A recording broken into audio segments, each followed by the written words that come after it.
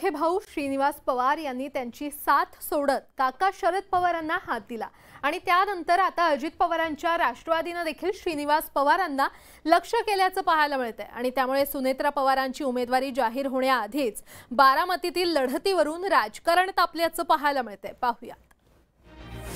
म्हणून वयस्कर माणसाला तुम्ही कमजोर समजू नका। हे सरकार नालायक माणूस नाही असं माझं वैयक्तिक म्हणणं। अजित पवार यांचे धाकटे भाऊ श्रीनिवास पवार यांनी स्वतःच्या भावावर घणाघाती हल्ला केलाय।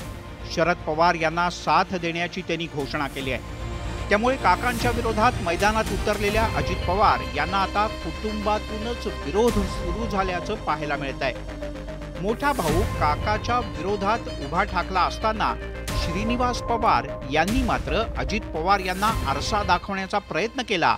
त्यामुळे सगळ्यांच्याच भुवया उंचावलेत। साहेबांना एकुलती एक मुलगी आणि त्यांना काय वाटत असेल ह्या वयात 10 वर्ष साहेब जरा जुने असू द्या, त्यांना सगळ्यांना काय केलं असं तुम्हाला पण माहिती। वय वाढले म्हणून वयस्कर माणसाला तुम्ही कमजोर समजू नका। खरं तर श्रीनिवास पवार हे अजित पवार यांच्या घरातील मोठे बंधू, त्यावर अजित पवार यांच्याकडूनच प्रत्युत्तर दिलं जाईल अशी शक्यता होती। पण श्रीनिवास पवार यांच्या टीकेला अजित पवार यांच्याऐवजी त्यांच्या पक्षातल्या नेत्यांकडून उत्तर द्यायला सुरुवात झाली आहे। त्यामुळे अजित पवार यांचे भाऊ विरुद्ध अजित पवार यांच्या पक्षाचे नेते असं चित्र दिसू लागलंय। हे विधान ऐकल्याचं आम्हाला सुद्धा आश्चर्य वाटलं, ते दुर्दैवी होतं।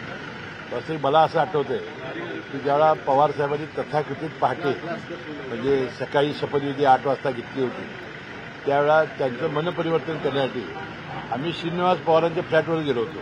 मी दिलीप वळसे पाटील साहेब आणि सुनील तटकरे साहेब, त्याचा तासभर आम्ही जाऊन बसलो होतो। त्यावेळी श्रीनिवास पवार आमच्यावर होते। वास्तविक हा सल्ला त्यावेळी का त्यांनी दिला नाही। पवार काका पुतण्याच्या राजकीय संघर्षात सख्या भावानं अजित पवार यांची साथ सोडल्याचं पाहायला मिळत आहे। त्यामुळे पवार कुटुंबियांच्या अंतर्गत राजकारणात बारामतीचा रणसंग्राम चुरशीचा बनतो आहे।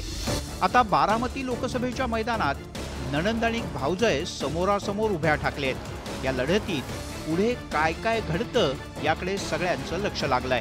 Bureau report, news 18 Lokmat. आणि यासोबतच या आमच्या विशेष कार्यक्रमामध्ये वेळ झाली इथेच थांबण्याची। मात्र ताज्या बातम्यांसाठी तुम्ही पाहत रहा न्यूज 18 लोकमत।